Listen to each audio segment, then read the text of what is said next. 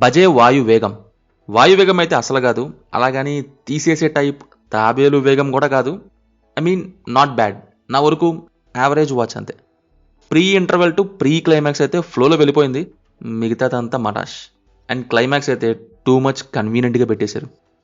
అనుకున్న పొజిషన్స్లో లేకుండా ఉంటున్న ఇద్దరు అన్నతమ్ముళ్ళు అన్ఎక్స్పెక్టెడ్గా వాళ్ళ ఫాదర్కి హెల్త్ ప్రాబ్లం రావడంతో మనీ కోసం ఏ రూట్ తీసుకున్నారు, దానివల్ల ఎలాంటి చిక్కుల్లో ఇరుక్కున్నారు అనేది ఈ మూవీ యొక్క బేసిక్ లైన్. నన్ను సినిమా సరే ఏదో చూపించారుగా, ఏంటో చూద్దామని చేసింది మటుకు ఇంటర్వెల్ పోర్షనే.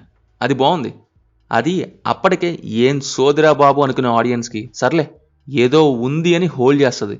అలాగని నెక్స్ట్ ఏదో అయిపోద్ది అనుకోకండి. నెక్స్ట్ చూస్తే సెకండ్ హాఫ్ వరకు మ్యాక్సిమం ఫ్లో బాగానే మెయింటైన్ చేశారు. ఫస్ట్ హాఫ్ చాలా నీరసంగా ఉంటే ఇది ఎలా ఉండదో కొంత ఇంట్రెస్ట్ని క్రియేట్ చేస్తుంది. ఇంటర్వెల్ తప్ప సెకండ్ హాఫ్లో మిగతావన్నీ ట్విస్ట్లు టర్న్స్లో ఉండవు, కానీ సినిమాలో మూమెంట్ ఉంటుంది. అదే కొంత కాపాడింది మూవీనే చెప్తా.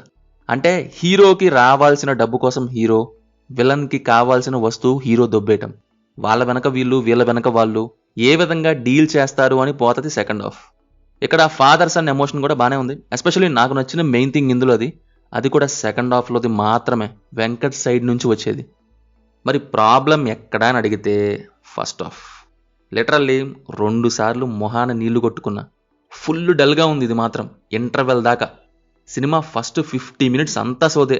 హీరోయిన్ బదులు ఆ క్యారెక్టర్లో ఇంటి పక్కన అమ్మాయిని పెట్టేస్తుంటే అయిపోయేది. హీరోకి హీరోయిన్నే పెట్టాలని అక్కడ ఒక దిక్కుమల్ని లవ్ స్టోరీ పెట్టారు, మళ్ళీ పాటలు ఒకటే. ఇదే కాదు, ఫస్ట్ హాఫ్లో ఫాదర్ అండ్ సన్స్ మధ్య సీన్స్లో డ్రామా డోసేజ్ ఎక్కువ, ఈ మెలో డ్రామా అయ్యిద్ది. ఇంట్రడక్షన్స్కి అక్కర్లేకపోయినా చాలా హెవీ టైం తీసుకున్నారు. హీరో మంచి క్రికెటర్, డేవిడ్ బాయ్ ఎవ్రీ ఫ్రైడే హోటల్కి వస్తాడు, ఇక మనీ అవసరం, రంగంలోకి దిగారు అంటే మెయిన్ పాయింట్ స్టార్ట్ చేసేయచ్చు. సినిమా టైట్ అయి ఉండేది. ఫస్ట్ హాఫ్ని అసలు ఏం లేకుండా ఉత్తి పుణ్యానికి చాలా ఎక్కువసేపు లాగారు. కరెక్ట్గా ఇంటర్వెల్కి ముందు నుంచి సినిమా స్టార్ట్ అయ్యి ఉంటే రన్ టైంకి సరిపోయేదని నా ఫీలింగ్. ఇంకోటి climax too much convenient writing ఉంది ఇక్కడ. అక్కడికక్కడే అన్నీ అల్లేసినట్టుగా ఉంటుంది. అండ్ గోడ బద్దలు కొట్టుకొని రావటం ఏంటండి, అక్కడ యాక్షన్ బ్లాక్ ఓకే, గోడని కొట్టినా ఓకే, అది పడనే పడకపోని సెకండరీ, బట్ గోడ బద్దలు కొట్టుకొని రావటం ఎందుకు?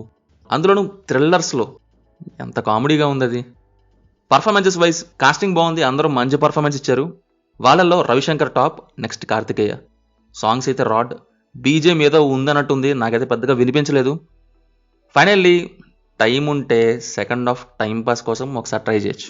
No adult scenes, no bad language. So ఇది మరి బజే వాయువేగం మూవీ గురించి. సినిమా చూస్తుంటే కింద కామెంట్స్లో మాతో షేర్ చేసుకోండి. Will meet in next video. Thank you. జై హింద్.